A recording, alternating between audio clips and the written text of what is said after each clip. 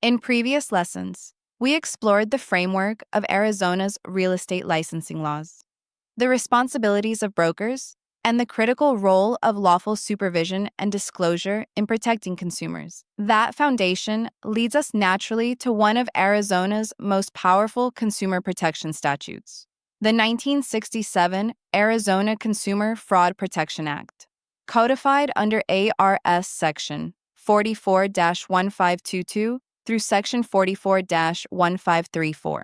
This law was enacted to safeguard the public from deceptive, unfair, and fraudulent practices in all types of commerce, including real estate transactions. Its creation in 1967 represented Arizona's broader effort to align with the national movement toward consumer rights and protection, which emerged during the mid-20th century. The 1960s marked a turning point in American law and culture. As consumer markets expanded and interstate commerce became increasingly complex, federal and state governments began to recognize that individual consumers lacked the same access to information, bargaining power, and legal protection as large businesses. This imbalance led to widespread abuses, from misleading advertising to fraudulent investment schemes, inspired by President John F. Kennedy's Consumer Bill of Rights, 1962, which recognized the rights to safety, information, choice, and to be heard. Many states began to pass their own consumer protection laws.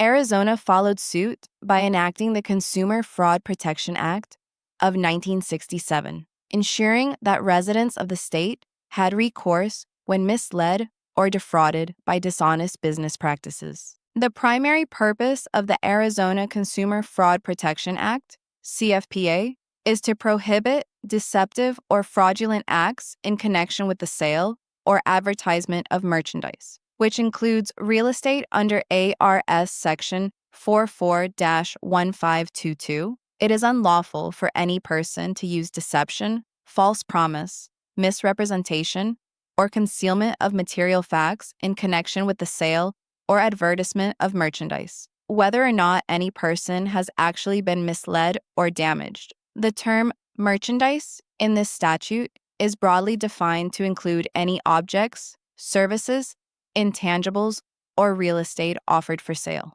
This means that real estate professionals, developers, and brokers are fully subject to the Act and can face penalties if they engage in deceptive conduct. For example, consider a scenario in which a real estate agent advertises a subdivision as luxury lakefront property, knowing that the nearby body of water is a dry reservoir.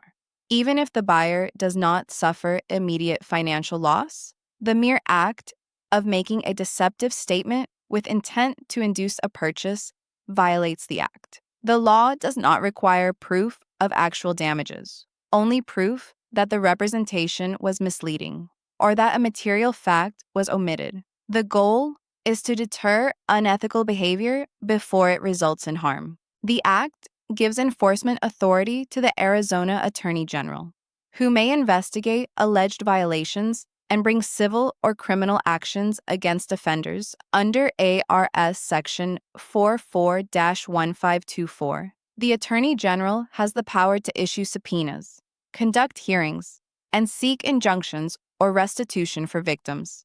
For example, if a developer markets vacant land as ready for immediate residential construction without disclosing that the land lacks water or sewage access, the Attorney General can intervene, halt the sales, and order refunds to consumers. The Attorney General's office often works with the Arizona Department of Real Estate when deceptive practices occur within licensed real estate activities. The Arizona courts have consistently upheld the broad scope of the Consumer Fraud Protection Act. In the landmark case, State ex Rel Babbitt v. Goodyear Tire and Rubber Company, 1974, the Arizona Supreme Court affirmed that the Act must be liberally construed to protect consumers from deceptive business conduct.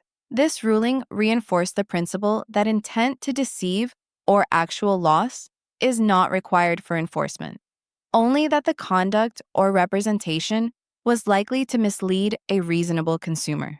Another key case Dunlap vs. Jimmy GMC of Tucson, Inc., 1984, clarified that omissions of material facts can constitute fraud under the Act just as much as affirmative misstatements. These cases solidified Arizona's reputation as one of the more consumer-friendly jurisdictions in the Western United States. Real estate licensees must be especially careful to comply with the CFPA because their actions are often interpreted as representations of material facts. Failing to disclose known defects, misrepresenting property conditions, or exaggerating investment potential can all lead to allegations of consumer fraud. For example, if a broker markets a rental property to investors as guaranteed to generate a 10% annual return, without confirming the financial data, that statement could be deemed deceptive under ARS Section 44-1522.